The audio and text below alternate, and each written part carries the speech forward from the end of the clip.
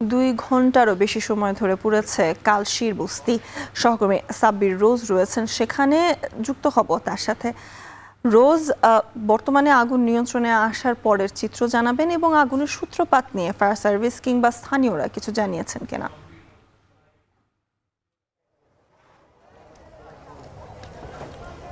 স্বর্ণা, বর্তমান পরিস্থিতি যদি বলতে চাই তাহলে আগুন নিয়ন্ত্রণের পরবর্তীতে আমরা এখনও দেখছি যে ফায়ার সার্ভিস থেকে শুরু করে রেড ক্রিসেন্ট থেকে শুরু করে বিভিন্ন স্বেচ্ছাসেবী সংগঠনের যারা রয়েছেন তাদের তৎপরতা রয়েছে, কারণ এখানে মাঝে মধ্যেই কিছু ছাই থেকে আগুনের আবারও কিছু কিছু সূত্রপাতের শঙ্কা থেকেই তারা মূলত একদম নির্বাপনের লক্ষ্যেই মূলত তারা হচ্ছে যে এখানে পানি ঢালা থেকে শুরু করে হতাহতের যে বিষয়গুলো থাকে সেই বিষয়গুলো নিশ্চিত করার চেষ্টা করছেন। এবং এইখানে যদি বলি তাহলে এই কালশিবস্তিতে মূলত যে ঘরবাড়ি নয়, শুধু এখানে কিছু ব্যবসা প্রতিষ্ঠানও ছিল, যেখানে রাস্তার ধারে যেখানে প্লাস্টিক জাতীয় পদার্থগুলো ছিল। এই প্লাস্টিকের বিষয়ের কারণে স্থানীয়রা যেটি বলছেন যে এই প্লাস্টিকের ইয়েতে আগুনটা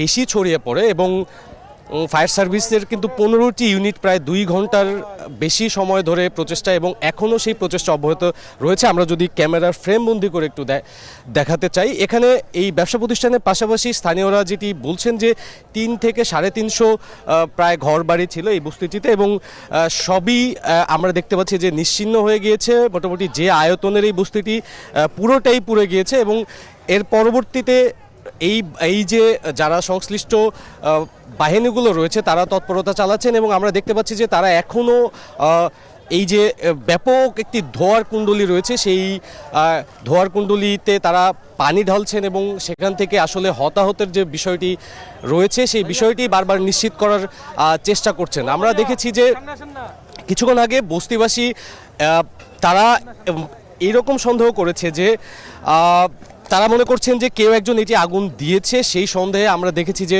স্থানীয় এক যুবককে ধরে তারা আইনশৃঙ্খলা বাহিনীর হাতে তুলে দিয়েছেন, এবং তারা যেটি বলছেন তাদের দাবি যে তারা এই প্রতিহিংসার বশবর্তী হয়ে আসলে আগুন দিয়েছে কিনা এই সন্দেহ তারা কিন্তু প্রকাশ করেছেন। আমরা দেখেছি কিছুক্ষণ আগে এখানে ক্রীড়া প্রতিমন্ত্রী এসেছিলেন, যেহেতু তার রাজনৈতিক এই এরিয়া হওয়ার কারণে তিনি এসে বস্তিবাসীর সাথে কথা বলেছেন, এবং তিনি আসলে সাময়িক ক্ষতিপূরণের কথাও বলেছেন। এখন পর্যন্ত আমরা দেখতে পাচ্ছি যে ব্যাপক ধোঁয়া রয়েছে, তবে আগুন নিয়ন্ত্রণে রয়েছে এবং বাহিনীগুলোর তৎপরতা অব্যাহত রয়েছে। স্বর্ণা।